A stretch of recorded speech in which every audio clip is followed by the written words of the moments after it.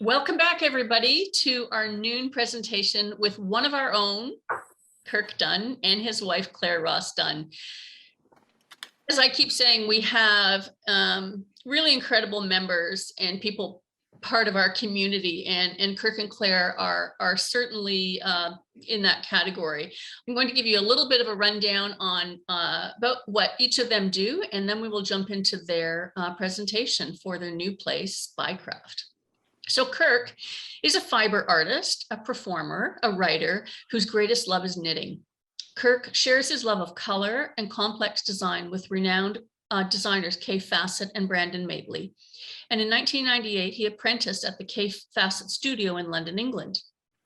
In 2003, Kirk was awarded an OAC Chalmers Fellowship for Stitched Glass, an installation of 3 5.5 by 9 foot tapestries knit in the style of stained glass. They were exploring the commonalities and conflicts between Judaism, Christianity, and Islam.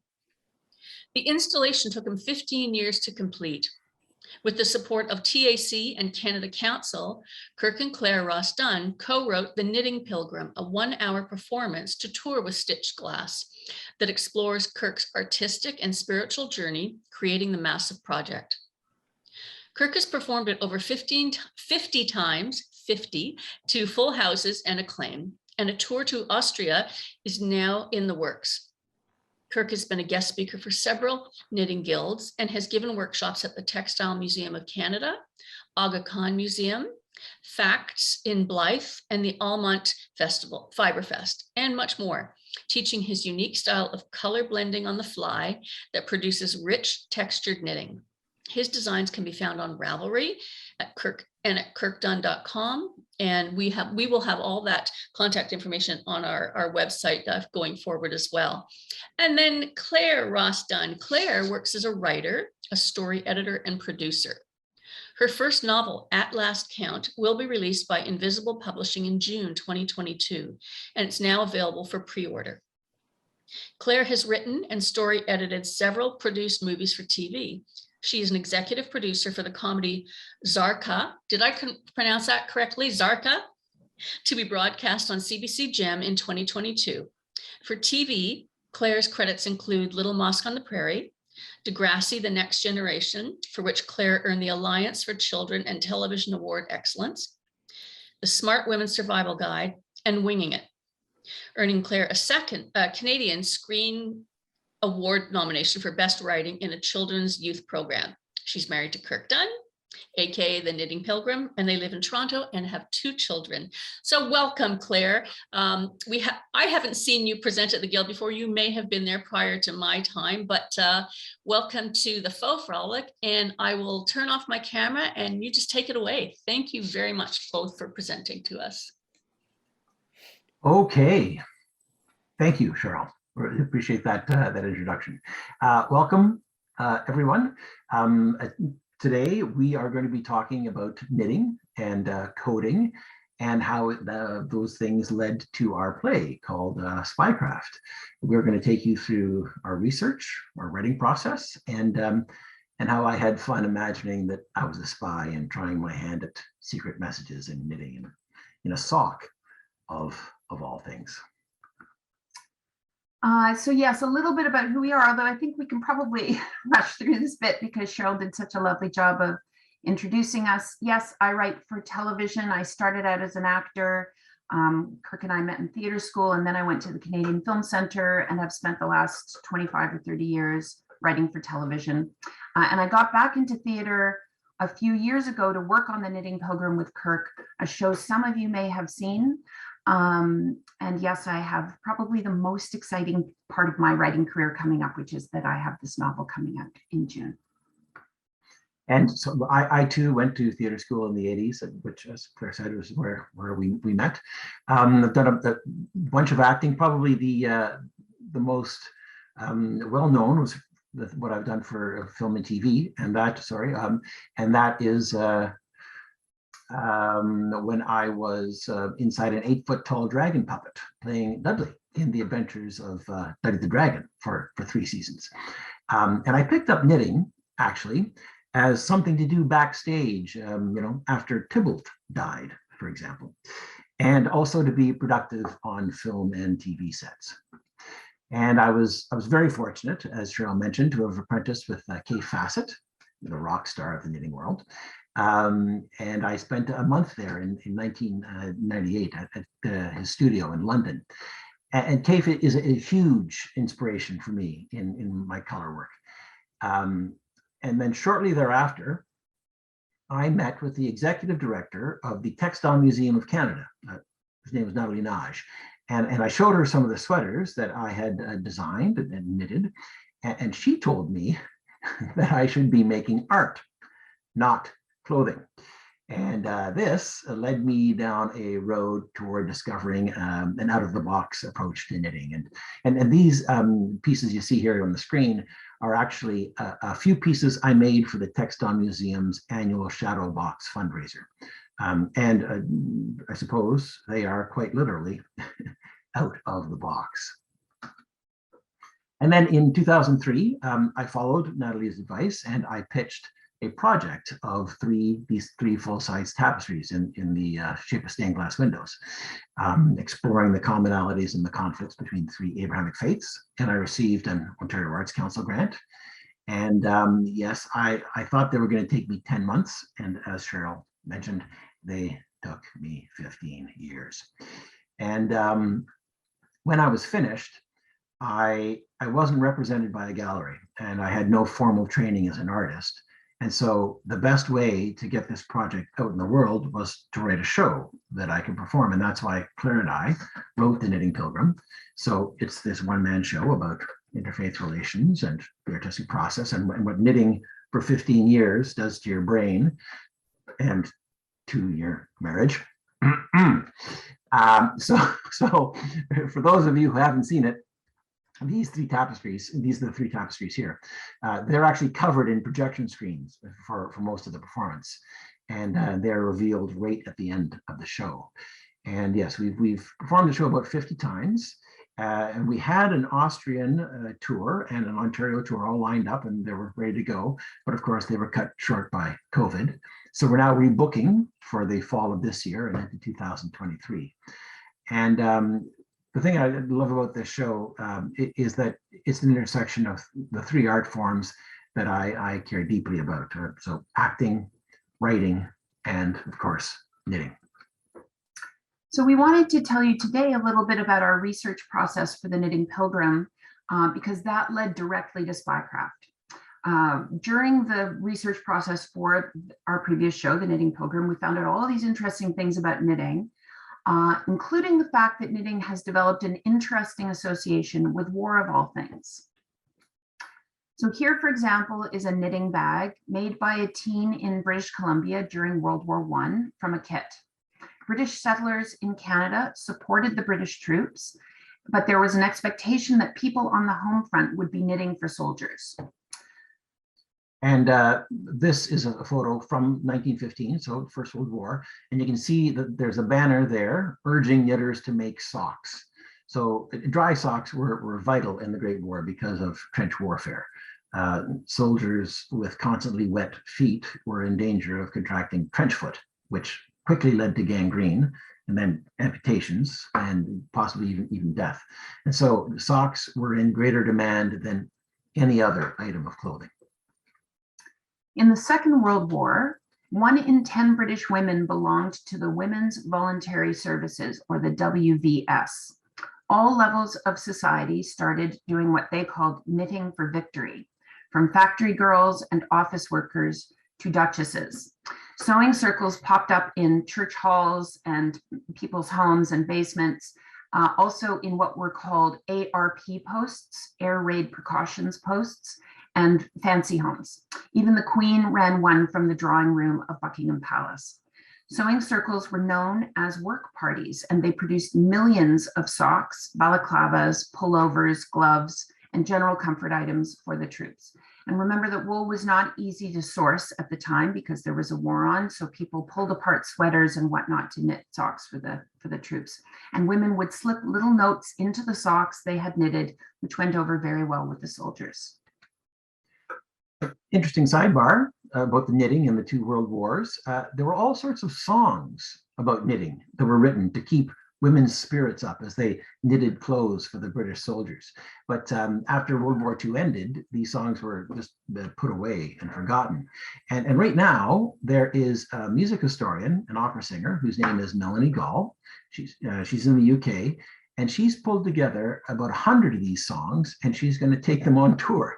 So it's interesting because the knitting in the songs is often represented as a sexy activity for the women. And there's lots of wordplay about she knitted with the corporal and things like that. But Melanie is going to take this tour on show or the show on tour.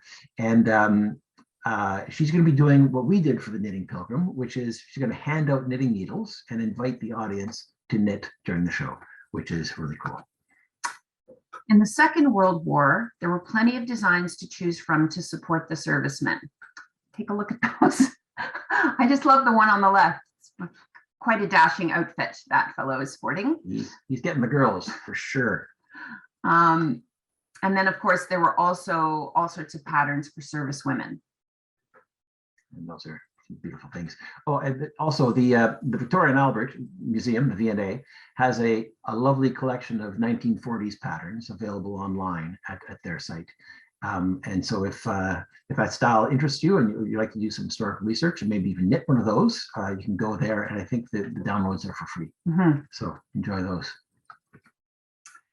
But knitting, of course, was not the only thing that women did to contribute to the war effort. Many women got all kinds of jobs in factories, driving public transit, filling in for men who were away at war, but they were also recruited to become decoders or cryptanalysts. So they were pulled from across the US, Canada, and Britain, and they answered these famously odd tests and solved cryptic crossword puzzles and math problems.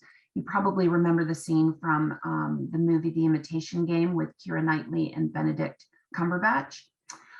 And there were also Canadian women involved in all of this. Women on this side of the Atlantic listened for code from German U-boats, right, Kirk? Yeah, the U-boats would lurk in the St. Lawrence basin or the Gulf of St. Lawrence and just off of Halifax.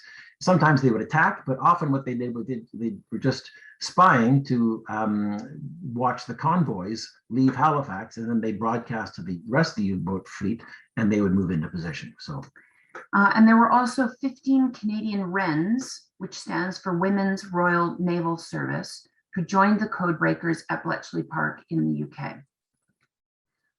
Oh, and by the way, we read this book, Code Girls by Liza Mundy. It's a really great read. And it was all about the code breakers. But we decided that we wanted to feature a woman in our play who was on the front lines actively coding, as opposed to being on the home front decoding. And there is history of women doing exactly this with knitting. As far as coding information into knitting, there were the tricoteuses of the French Revolution, which means knitters in French. And at that time, women were taking care of their families and sewing and knitting. And when they realized that there was no food to feed their kids, they marched on Versailles. And they were the spark that started the French Revolution. And after that, the revolutionary government then felt threatened by them. And they were told that they couldn't sit in Parliament and they couldn't observe the going-ons there. So they moved into the public square. And that's where they watched their enemies get placed on the guillotine. And they encoded the names of the beheaded into their knitting.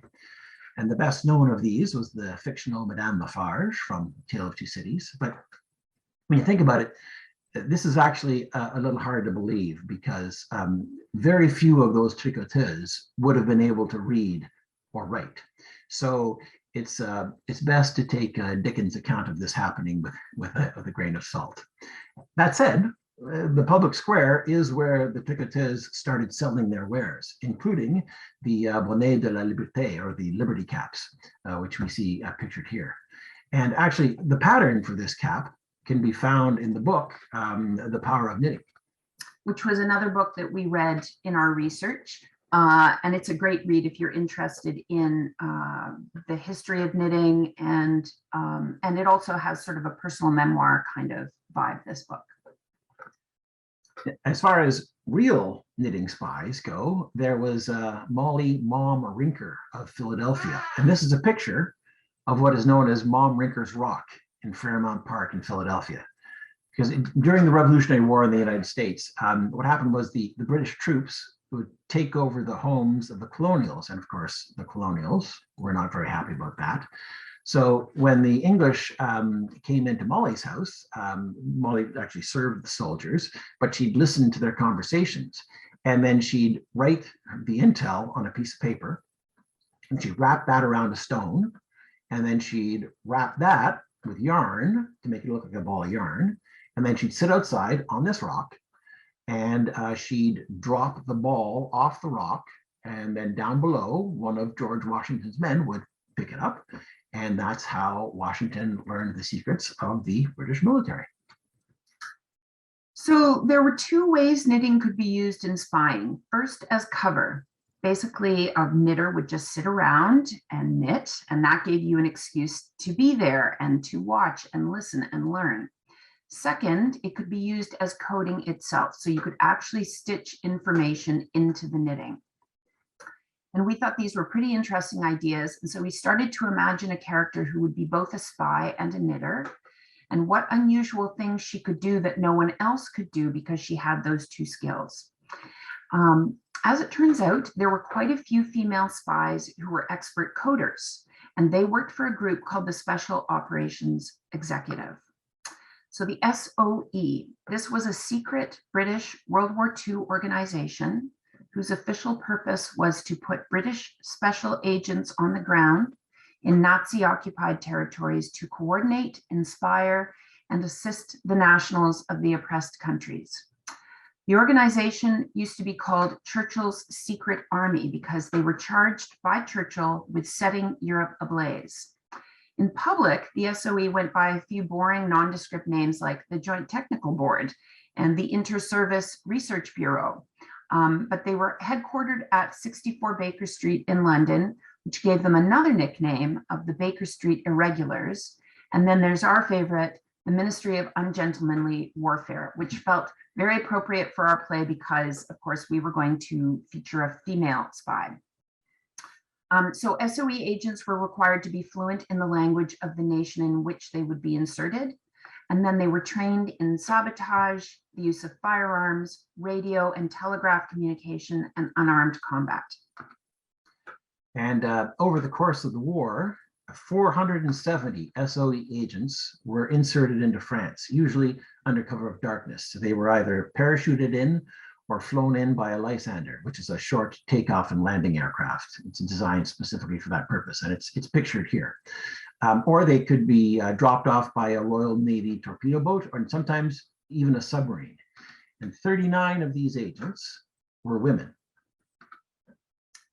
These women were couriers, spies, saboteurs, and often radio operators. They received the same training as the men, despite the fact that some command staff balked at the idea of sending women behind enemy lines. But they realized that female spies had some advantages over men. They could travel freely because nobody suspected them. They were expected to be carrying bags, which made it easier for them to conceal a radio, and they were inconspicuous and underestimated. But it was incredibly dangerous work, and 1/3 of the female SOE operatives were killed. Another interesting book we read, if you're interested in this spy stuff, was called A Woman of No Importance, about Virginia Hall, who was an American spy, and she was the first SOE operative who was a woman in France. Despite having a prosthetic leg, she evaded identification and capture, and the Gestapo called her the most dangerous of all Allied spies. And we just loved the idea of a very unassuming female character who could be lethal and knit. And so the SOE came up with some unique devices for their agents to use in sabotage and close range combat. And this is all stuff worthy of 007. And here are some of the tools of the trade that these women were proficient in using. You can see up there in the top right, a suitcase radio. Now that thing weighed 30 pounds, and it had a 70-foot long flexible antenna that had to be unrolled and set up in order to use it. And then, of course, rolled back up and hidden when you were done. There's some earphones up there. And the thing that looks a bit like a pipe, that's actually a well-rod silent pistol. And there's a knife there, and that knife is designed for nothing but hand-to-hand combat. And you can see a couple of cameras there on the right as well, a regular-looking camera, and then just below it is a sub-miniature camera. And a larger view of that sub-miniature camera is in the to the left of the screen there. And then down, that's an explosive switch there in the middle. And down at the bottom, there are some things that look like pencils, but they're actually fuses, and some pens, which could be rigged to explode. So these were the tools of the trade. And these women, they connected with their own handler back in the UK. They broadcast at prearranged specific times, and those times changed constantly so that a pattern could never be tracked by the Nazis, because the Germans could track down a broadcast in 30 minutes. So the agent had to set up, transmit, dismantle, and then get out of Dodge in under 20. And these radio operators would only know one other member of the spy cell they worked for in France. So they were virtually independent. And it was a lonely and dangerous job, because the radio operators in France had a life expectancy of 6 weeks. And this is Phyllis Pippa Latour Doyle, and she was an SOE operative. She was a radio operator. She actually trained as a flight mechanic for the RAF. Her mother was English, her father was French, and so she was perfectly fluent in French, which meant that she would fit in well in France. And she kept her secret codes on a piece of silk, which she wore as a ribbon in her hair. And when she used a code, she'd prick it with a pin to indicate that it had been used, and so she knew not to use it again. And she cycled across occupied France, selling soap to German soldiers. And then she would report on the position and the movements of the Germans, and she carried her knitting in her basket, and she recorded her discoveries. Now, it's not clear to us whether she just hid her codes in her knitting, or if she actually knitted intel into her knitted garments, or with the knitting she was working on. But what she did do is transmit the information via radio from different locations. And a few times she was actually stopped and searched by the Germans, and she only barely escaped being discovered. There was one time when a female police officer asked her to strip naked on the suspicion that she was hiding something beneath her clothes, and the officer started looking suspiciously at her hair.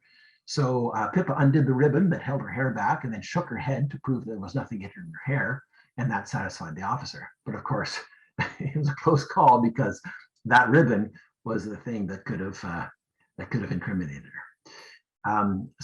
And Pippa actually, funnily enough, she didn't reveal her spying activity even to her family until several decades after the war. So this is all some great research, but we still didn't have any primary source material for the coded knitting. That is to say, we had no actual garments, and we still hadn't found any patterns. So a fellow textile artist suggested Kirk become a member of the Knitting History Forum. This is an international society open to anyone with an interest in the history of knitting and crochet. You don't actually have to be a scholar or a specialist. You can follow them on Instagram. We looked for their website. They don't seem to have a website active at the moment, but you can definitely find them on Instagram and follow them there. And so this is early COVID, and this was when we were doing our research. And so Kirk attended the 2020 annual conference. And when I looked, our desks are close to each other. And when I looked over at his desk and I saw him on Zoom, and he was listening to everything from presentations on the 16th century liturgical gloves to being a knitwear designer in the 1980s, I knew that Kirk had found his people. Anyway, the members of the forum were super engaging, and they were really interested in what Kirk and I were trying to do. They had heard the same stories about knitting and coding, but none of them had any primary research either. And so they put Kirk in touch with Joyce Meader. Joyce Meader is an historical knitting expert in England, and this is a photo of her here. She is sporting one of her garments for a historical reenactment. And she and her team actually were called upon to knit balaclavas, scarves, fingerless mitts, and sweaters for movies about the First World War, like 1917 and War Horse, which coincidentally also starred Benedict Cumberbatch. So apparently he only does movies with Historical knitting. Historical knitting, yeah, yeah. I understand that completely. That's the way I would choose my movies as an actor. Anyway, but Joyce was not really sure how much coding was actually done. She recalled a story about a woman knitting Morse code into a scarf in World War I about German troop movements. And then she gave the scarf to an Allied soldier who would take it back to his intelligence officer. But Joyce didn't think that would work because it would just take too long. There were better ways to get that information out, like the telephone. Even during combat and at the front, armies are running telephone lines all the time, and you just can't knit that information fast enough to have it be current or relevant by the time it gets to where it's going. So that was an issue. That said, one of the things Joyce did remember was that in the UK during World War II, they were not allowed to send handwritten knitting patterns through the post or the mail because it was thought of as code. And the women passing those around could be spies. So Joyce suggested that we approach the War Museum to see what they had as far as primary source material, but they didn't have anything either. And we noticed that as we read all these articles, and some of them we've mentioned to you so far, we noticed that they were all sort of referencing the same non-specific material. So it was sort of going around and around and around. And so we decided that we would lean on our imagination. So we knew we wanted to write a play in the spy thriller genre, something like Casablanca, something with that sort of film noir feel. And we wanted to include coding like the film The Imitation Game and the TV series Bletchley Park. And we wanted to reflect a woman's experience in a male-dominated society. And we wanted also to include a theme that was important to us both, that of hidden Judaism. So we took the next year and a half of COVID to work with a dramaturge. This is a person who is like an editor in the theater to develop the script. And here now is what our play is about. Our heroine, Audette, is a middle-aged Canadian woman who joins the SOE during World War II as a spy in occupied France. Her male colleague is skeptical she'll make a difference because she's a woman, and an old one at that. She's also a hidden Jew, which makes her situation that much more dangerous. However, she defies expectations and challenges the chauvinism and anti-Semitism of the times by using her invisibility as an asset and employing the classically female craft of knitting to pass coded intelligence about the Nazis to the Allies. So far, we have had a very successful reading of this script. That was in January, Yep. with some talented actors from Stratford, Shaw, and Soulpepper. And we've been pitching the show to Canadian theaters, and we're very excited about an upcoming staged reading at a theater in London, England. With The Knitting Pilgrim, also seems to be the only theater that we write is about knitting. Anyway, in that show, it was of course Kirk's own story, and so he performed. That might not happen with Spycraft, but what does interest Kirk is definitely the knitting. Knitting is woven throughout the script. Some of it Audette uses as cover, and some of it she uses as code. And since we couldn't find any primary source material on the patterns, and if there's anybody here who has primary source material, please feel free to reach out to us because we would be very curious. Kirk decided that he would try some knitting coding himself. So the first thing I had to do was look at some of the coding that these agents were doing. And they used a technique and a process called the one-time pad. And it was called that because it was a collection of codes that were only ever used one time and then destroyed. And to the right of the screen here, you can see these columns of numbers and letters. That is actually, that's a photograph taken from an actual silk scarf, like the one used by Pippa Doyle. And it had thousands of codes. And it was printed on silk because that was easily concealable. It could fold up really tight and people could hide it places. And you could also, as Pippa did, just use it as something out in the open. And then to the left of the screen here, and what Pippa would do is she would use a code and then she'd prick it with a pin, and so she'd know she could never use that code again, because that was what this process depended on, never repeating yourself. And so to the left here, on the left of the screen, is an example of the one-time pad, or OTP, coding process. If you are a mathy type and you would like a real brain bender, go and look up the one-time pad on Wikipedia. And I could try to explain it to you and take you through how it works, but it would take more time than we have available, and I might hurt my head. But this is what the SOE agents like Pippa used to send messages that the Nazis would be able to overhear.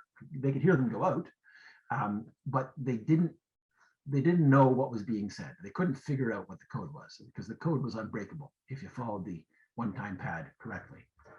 So I needed something simpler, but still something that would stay hidden. And this is where the idea of steganography comes in. And steganography is the practice of hiding a secret message in something that is not secret. And I remembered some stories about from my childhood about Lord Robert Baden-Powell, who was a British adventurer who went on to found the Boy Scouts. And that's why I remember this, because I was a cub when I was a kid and I read about him. And he was an accomplished spy in the Balkans in the late 19th century. And he traveled around claiming to be an entomologist, so a scientist studying bugs and insects. And so people would leave him alone and let him go wherever he wanted, just looking at stuff. And he would make seemingly innocuous drawings like this one, like the little sketch here. But interestingly, this sketch of a bug is actually a schematic of an enemy fort.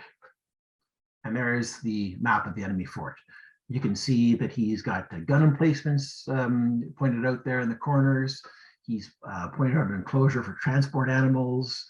This fort is on a knoll. He's got some of the topography recorded there. So it's pretty interesting. So my version of steganography is looking for a way to turn a message into an ordinary piece of knitting. And an easy and straightforward way to do that is to take the words of the message and then you just put them into a chart.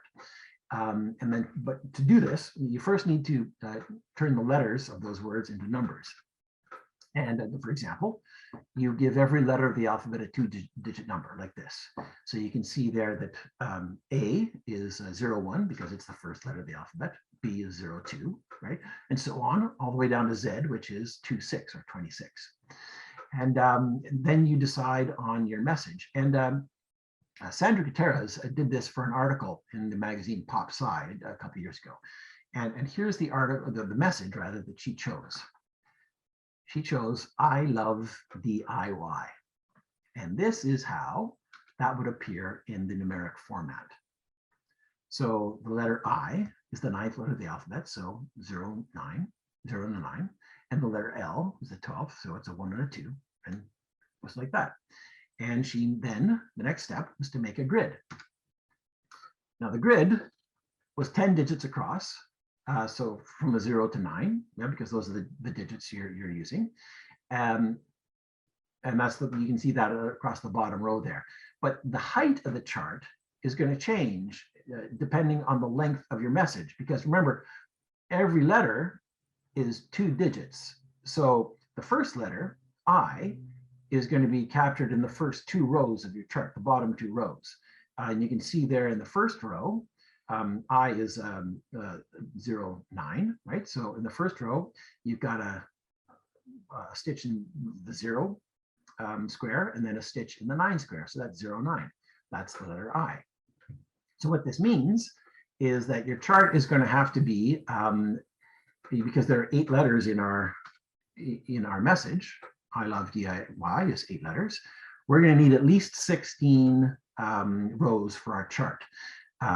2 times 8. But if you want to let your decoder know where one word stops and another word begins, you're going to have to include a row in there to show them that. And so here what Sandra did was she decided to indicate the spaces by putting in 2 stitches in the same row back to back.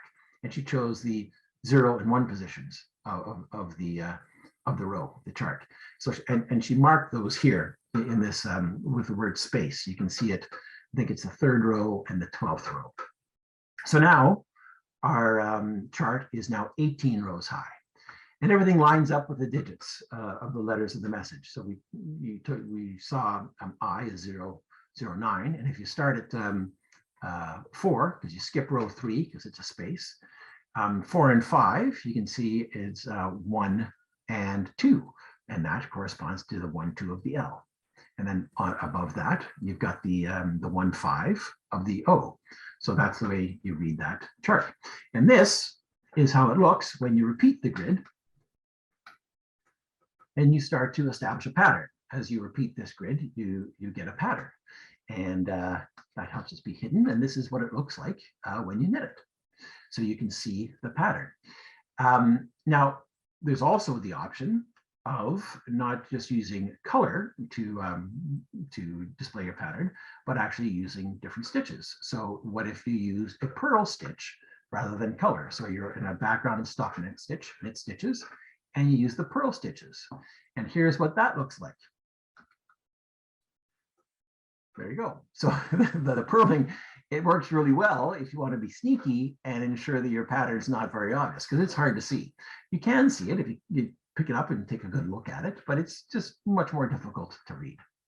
And there's another way to do this as well. This is from Naomi Parkhurst of Gannett Designs.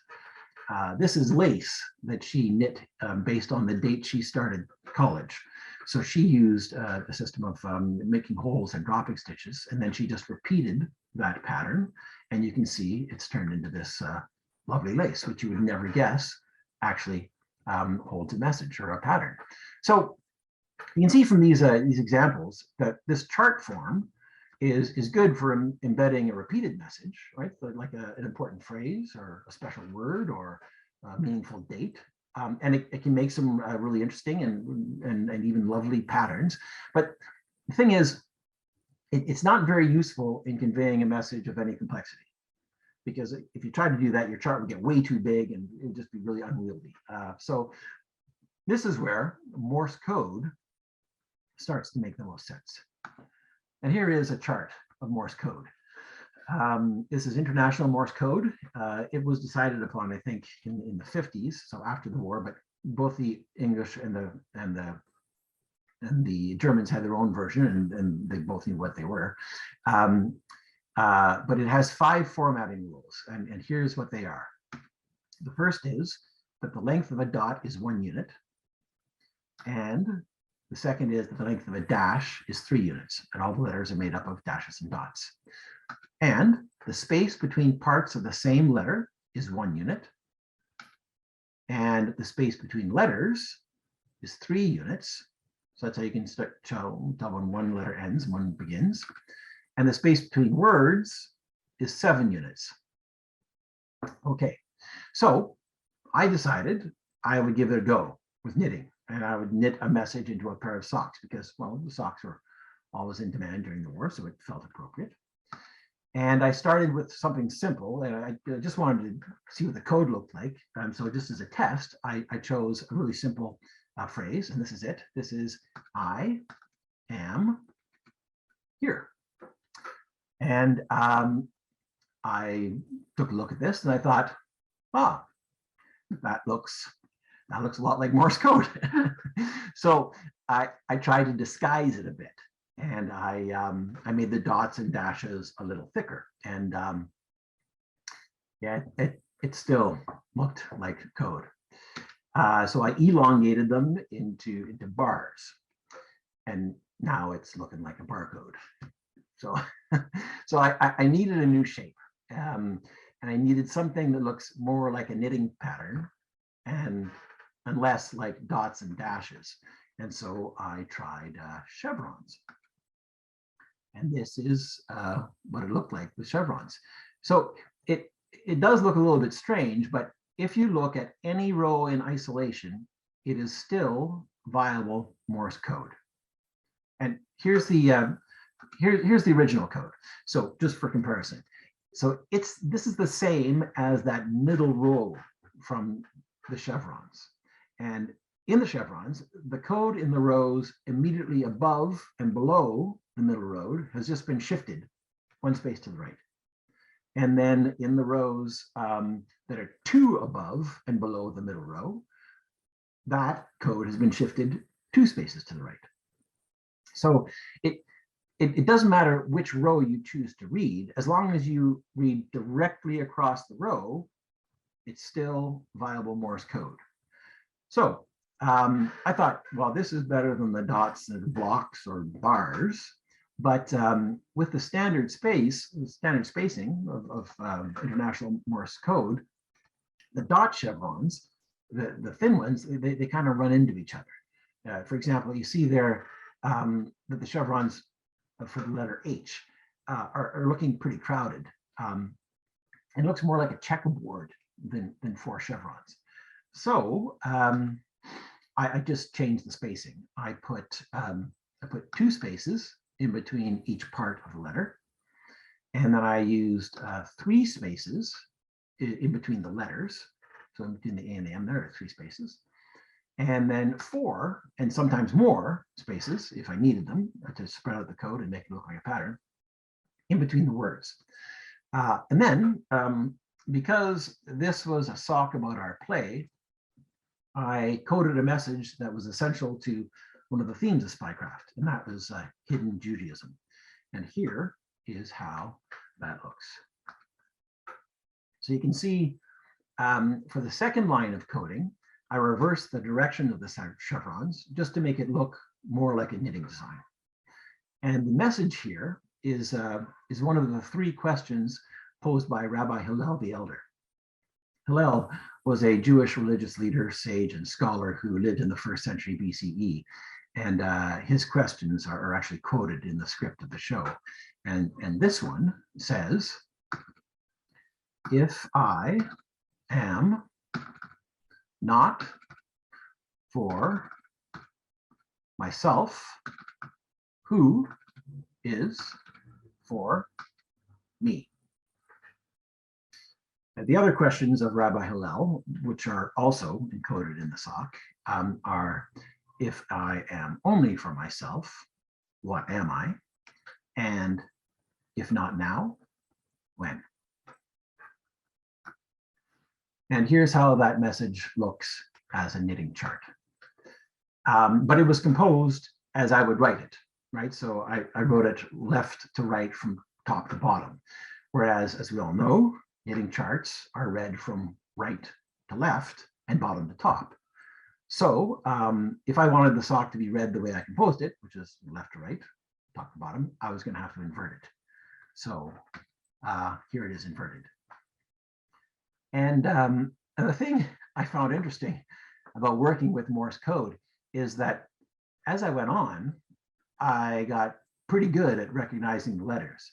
Now, when you look at this, you will probably just see like a wall of chevrons that are pretty much indecipherable. But with a little practice, pieces of the code start to become recognizable. And for me, the first letters I was able to pick out pretty consistently were the ones used in the most famous of all Morse code phrases, which is SOS, or save our souls. And the S is 3 dots, so 3 thin chevrons grouped together. And the O is 3 dashes, so that's 3 thick chevrons grouped together. And there is one S and 4 O's in this message. And so just for fun, I am going to give you a few seconds, and see if you can pick them out. So again, you're looking for an S, one S, which is 3 thin chevrons in a group, and then 4 O's, which are 3 thick chevrons in a group. See what jumps out to you. Give it a few seconds. Okay. Here they are. I'm going to do the O's first. So there's one of them, another, and another. And now here's the S right there. So how'd you do? If you found some of them or all of them, hey, you got a future in spying. That's pretty impressive. And if you didn't, don't worry about it. It's just like any other pattern recognition. It just comes with practice, and it will come organically. If you practice it, you would notice it. But the big question is, will we pass the steganography test? That is, will they look like regular socks? So I decided to use yarn from my friends at Topsy Farms, which is a local yarn supplier, and they're on Amherst Island in Eastern Ontario. I was born on Amherst Island. Their yarn is 100% sheep's wool, and it's nice and rustic, and it's the kind of thing that would have been available in the 1940s. So my first sketch or test knit was with worsted weight yarn. And the first pattern band that you can see here, that's just to the left of the cuff there, is actually done with the original international Morse code spacing. And you can see how the chevrons were looking bunched up. So I also felt that the worsted weight was too bulky. And so even though I like the colors, I was thinking that perhaps my first pair of socks should have more contrast so we could see the pattern a little better. So I switched to Topsy's fingering weight yarn, again, 100% sheep's wool. And I went with their natural for the main color and brown heather for the secondary color. I used 2.5 millimeter double pointed needles. And here is how that turned out. There we go. Not bad. They look very much like socks, which is exactly what I was going for. Oh, and here's a question. What about just using one color yarn and rather than color work for the pattern, just purl stitches? Here's what that looks like. Marika Wagner, my tech editor, test knit a pearl coated sock in Topsy blue tweed. If I were a spy and my life depended on nobody realizing that my clothing was carrying secret messages, I would go with a pearl sock. The secret police would just look at that and think, yeah, it's a sock. Yeah. So, and the purling would likely show up better on a solid color like the natural. But for a spy's purposes, the tweed just can't be beat. And now we have a Spycraft sock pattern. And many thanks to Marika, also known as Wordy Wagner, for her tech editing prowess and her test knitting. And we are very happy to say that the Spycraft sock is now up on Ravelry. The pattern includes the instructions and charts for the sock itself, of course, as well as a copy of the alphabet in Morse code chevrons that I used, and some blank charts, so that you can work out your own secret code message if you'd like. And as a special thank you for attending today, we are offering it at a 50% discount with the coupon code FROLIC22. And what is next? Okay, well, Claire's book, At Last Count, is out on June 14th, and we are going to collaborate again. I'm going to design a special pillow themed on the book, and it will be a door prize at a couple of book launches, and then the pillow will be up on Ravelry in July. It's really beautiful. It's really beautiful. Kirk is looking forward to a return to touring the Knitting Pilgrim. Also watch for the Knitting Pilgrim Talks, which is a digital interview series and podcast that Kirk and I worked on during COVID that does a deep dive into the meaning behind the iconography and the imagery in the knitted tapestries. And then there's Spycraft, of course. We're excited about this staged reading in London in July, which we're going to attend. And then we'll see where things go from there. And that concludes our presentation, and we would be happy to answer any questions you might have. But don't ask me anything about Morse code or one-time patent. You can ask Kirk those questions.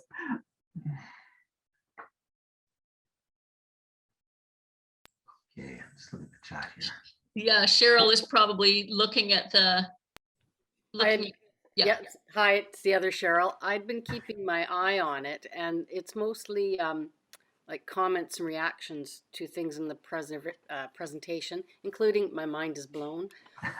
Yay! I don't know if you saw, but there've been a couple links to other sources. Oh, we're interested in that for sure. Okay. Yeah, and I've asked Ines to capture all the chat for exactly that reason, because I know you would like to make sure you haven't left any stone unturned in your research. For sure. That would be great. Amazing, cool, love the presentation, fantastic, thank you. So people have enjoyed it, but I don't, I think I might have found a question. Oh, so is Spycraft coming to Toronto? Well, we sure hope so. From your lips to God's ears. We've pitched it to some local theater companies, and we've had some good responses. One of the challenges with everybody in theater right now is because theater, and this is typical of theater. If you take any theater history course, you'll hear about this. But historically, theaters are the first things that get shut down in a pandemic, and there have been all kinds of plagues throughout history. The theater's first thing to get shut down, the last thing to come back. So this is nothing new. We knew this was going to happen, but that's of course what happened. So theaters had to take a 2-year hiatus, and what the artists did during that time was they said, well, we can't produce anything, so we'll start creating things, which is what we did. And so there were lots of shows created, and also those theaters had already committed to various shows too. So they've got a backlog of things they've got to get through and work through, and some of them are going to come to fruition, and some of them may not. And then they're looking at our Spycraft, but nobody's able to make a time commitment about, oh yeah, we're going to do it at this time at this place. So at the moment, probably we're looking at workshopping it and having Kirk continue this process of developing the kind of knitting that would be featured in the show. And what our hope is that we will find a Canadian and a British or a Canadian, British and French theater to do a co-production of it, because the play, although it's about a Canadian spy, it is set in Britain and France during the war. So there would be some good collaboration that could happen. Okay, so back to the Knitting Pilgrim, there's interest from people in Hamilton of having it show up there. Oh, I love that. Somebody was wondering, are the tapestries you made on display anywhere? Yeah, they're on display inside two chest freezers that were just up until about two weeks ago, both in our dining room. But now one of them has moved to our bedroom. It's very glamorous at our house. Yeah, we're very fancy people. No, they're not on display anywhere. And thanks for the invitation to Hamilton. Hamilton was one of the shows we lost due to COVID. We had been invited to McMaster to be part of the Socrates Festival. Yeah, Socrates Festival, and we're going to do three shows there, and then that all went away. So, but yeah, I mean, right now, just back to the freezers for a second. We worked with a really wonderful curator and consultant, Ada Hopkins, who is she's one of the curators, right, at the Battershoe Museum. Yep. And she's actually the one who helped us mount the tapestries on black wool backing. And one of the things that she recommended is freezing the tapestries in between shows for moth prevention, to make sure that they wouldn't get exposed to moth problems because we're doing so much touring. And so that cuts to not one, but two chest freezers in our house, which is it's not a huge house.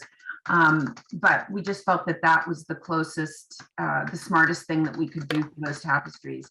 What we'd love to do is get into a relationship with not only theaters where Kirk is performing, but also museums and places where galleries where the tapestries could be exhibited between shows. But once we started the Knitting Pilgrim, we had such interest that there was never any time for the tapestries to be parked in a gallery for a few months. So we never kind of got to the place where we were alternating gallery exhibitions and then performing. So hopefully that's to come. Okay, well, people have expressed interest in what you've been doing, what you currently have going on, but of course everybody always wants to know what's coming. So do you have anything planned for the next thing after the launch of your book? I plan on taking a nap, actually. A very long nap. Yeah, I'm learning a lot about the publishing industry and how much support a book needs once it gets published. It's not sort of the end of its life. It's kind of the beginning of the next chapter of its life, as it were. So come June, I'm going to be doing a lot of supporting of the book's launch. That's for me. And together we're going to be supporting Spycraft and trying to get it to a full staged production. So there's that. And I saw someone in the chat had asked about Knitting Pilgrim Talks. Thank you for being interested in that. It has not been released yet. It's going to be released soon. And we're trying to get all of the conversations together and let them go all at once, but that hasn't worked out. So we'll release what we have and then we'll add to it as it continues. But you can watch my website for that news, and I will be, as soon as it's released, I'll be blasting it about it on Instagram and Facebook and all those kinds of places. So keep your ear to the ground. Yeah, the organization for the Knitting Pilgrim Talks was, if you've seen the tapestries, and we had that slide early in our presentation, each tapestry is divided like a stained glass window into different sections, and each section has iconography that Kirk designed. And what we found during the tour of the show was that people would say, well, what does this section mean, or what does that section mean? And it was the one thing we sort of touch on it during the show a little bit per tapestry, but the show was so much more about Kirk's life and his experience knitting than actually the content of the tapestries themselves. So essentially, when we counted them all up, there were 40 sections across 3 windows, and we've recorded an episode per section. So there are 40 episodes of the Knitting Pilgrim Talks where Kirk has met with either a person of faith or an author or an academic talking about that aspect of each faith. And so they're quite short. Most of them are 15 minutes or 20 minutes. And it's a really great conversation series. And so we'll be doling those out probably in the next couple of months. My expectation that we'll find out about it on Kirk's website. Oh yeah, Kirk's website and YouTube channel, and we'll be if you follow Kirk on any one of the social media channels, you'll be able to see the pattern. We'll be doling them out weekly or twice a week. Okay, well, I think we have one more question, and then I'll turn it back to Cheryl. Okay. Do either of your children knit? They do, actually. Our eldest child knits socks. And they knit all kinds of things, I suppose, but mostly their patterns have been socks recently. And then our younger child, our son, he can knit and did knit, and he actually knit for his mom a lovely like a neck muffler kind of thing. Beautiful thing, beautiful purple, so lovely. Does his mom ever wear it? I do wear it. Don't out me on a presentation for not wearing it. I totally wear it, Emmett. I wear it all the time. He knit this about, I don't know, 10, 12 years ago when he was much younger. So That's funny. All right, over to you, Cheryl. How relatable is that? You know, it sounds like you've obviously been very productive through the pandemic, and it sounds like everything that you've done can go in many different directions as things start to open up. And I want to let everyone know that we will definitely on our website and through our newsletters be sharing upcoming announcements of anything that pops up that we haven't heard about. And Claire, if you've got a virtual or a live launch for your book, we'd like to know about that as well and support you. Absolutely, it's been wonderful. And I also wanted to acknowledge that partway through planning Frolic, I had asked Kirk if he had a pattern. We were all scrambling with lots of great ideas, and he was kind of working on fingerless gloves, and then he said, yeah, I'm not going to get that done. And it takes time to develop a pattern, of course. So I just want to let you know how impressed I am that you finished a pattern, you've had it tech edited, and it's ready to go. So I really want to encourage everyone to take a look at that and support Kirk and Claire with a pattern purchase as well. It's outstanding what you've been able to put into such a condensed time frame. So thank you kindly, both of you, Kirk and Claire. It's been lovely. Thank Yeah. you. It's our pleasure. Yeah, absolutely. And I know everyone's been delighted. So I will say that now on the vendor platform, one of our other knitwear designers, Michelle Porter, is live with Sweet Paprika Yarns. That's a design team, two sisters out of Montreal, who many of our members know, and they are doing a live event. Michelle has designed a pattern, a beautiful, beautiful shawl with a leaf detail through it. And Sweet Paprika has designed a specific frolic colorway for the full frolic. So hop on over there and check that out. And I'll see you back here at 2 o'clock for another presentation. We're meeting with Paula Gomez from Muse Arts, an organization in Toronto, and I know we're running over time right now, so I will just say, come back. You will not be disappointed with the amount of color and activities and opportunities for guild members to get involved with Muse Arts. So I will see you. Oh yes, someone's saying I'm ordering your book right now. Yes, the book is available for pre-order. So yes, absolutely. So I'll see everyone at 2. Thank you again, Kirk and Claire, and have a great rest of your weekend. Thanks, Cheryl. Thank you. All righty. Bye-bye. Bye.